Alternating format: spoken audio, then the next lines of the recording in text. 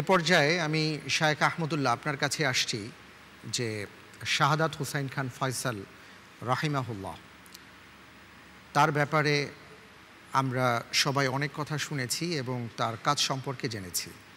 তার ব্যাপারে আপনার কাছ থেকে আমরা কিছু শুনতে চাই। ধন্যবাদ আপনাকে, ধন্যবাদ আলোকিত জ্ঞানী পরিবারকে যে জ্ঞানের এই বিশাল মহাসমারোহ এর যে আয়োজন আলোকিত জ্ঞানী করছে, তার প্রথম দিনে মাহে রমজানুল মুবারকের প্রথম দিনে আলোকিত জ্ঞানের সঙ্গে সংশ্লিষ্ট এক বড় ব্যক্তিত্ব, বিশাল ব্যক্তিত্ব শাহাদাত খান ফয়সাল রাহিমাহুল্লাহ। যেই শাহাদাত খান ফয়সালকে শাহাদাত খান ফয়সাল বানানোর পেছনে অন্যতম ভূমিকা ছিল এই অনুষ্ঠানের আলোকিত জ্ঞানীর। আমি আলোকিত জ্ঞানী পরিবারকে সেজন্য ধন্যবাদ জানাই। একজন শাহাদাত খান ফয়সাল আমাদেরকে তথা গোটা বাঙালি জাতিকে, বাংলাদেশের মানুষকে উপহার দেওয়ার জন্য। শাহাদাত খান ফয়সালের জীবনী সম্পর্কে, তার চরিত্র এবং তার বৈশিষ্ট্য সম্পর্কে আমি শুধু দুটি কথা বলতে চাই। নাম্বার এক, শাহাদাত খান ফয়সাল রাহিমাহুল্লাহ খুব অল্প বয়সে, এমনকি বিয়ে করার সুযোগও পাননি, আল্লাহ সুবহানাহু ওয়া তাআলা তাকে নিয়ে গেছেন, কিন্তু এত অল্প সময়ে তিনি এতটা সফলতা অর্জন করলেন, মানুষের এত ভালোবাসা, এতটা মানুষের হৃদয়ে রেখাপাত করতে পারলেন। কি তার গুণ, কি তার বৈশিষ্ট্য ছিল?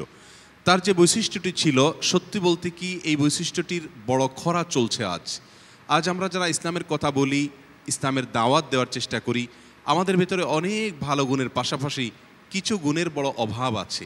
সেই অভাবটুকু মোটেও ছিল না শাহাদাত খান ফয়সাল রাহিমাহুল্লাহর ভেতরে।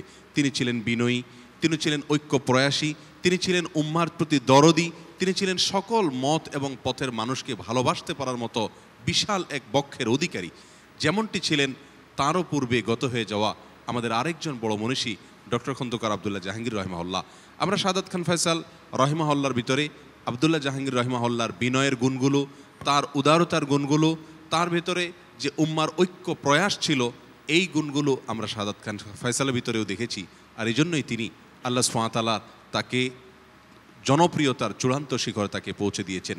আমি আজকে এই আলোকিত জ্ঞানীর অনুষ্ঠানের মাধ্যমে পহেলা রমজানে আমি আমাদের দর্শক শ্রোতাদেরকে এবং যারা আমরা ইসলামকে দাওয়াত দেই, প্রত্যেক মুসলিমই ইসলামের এক একজন দায়ী।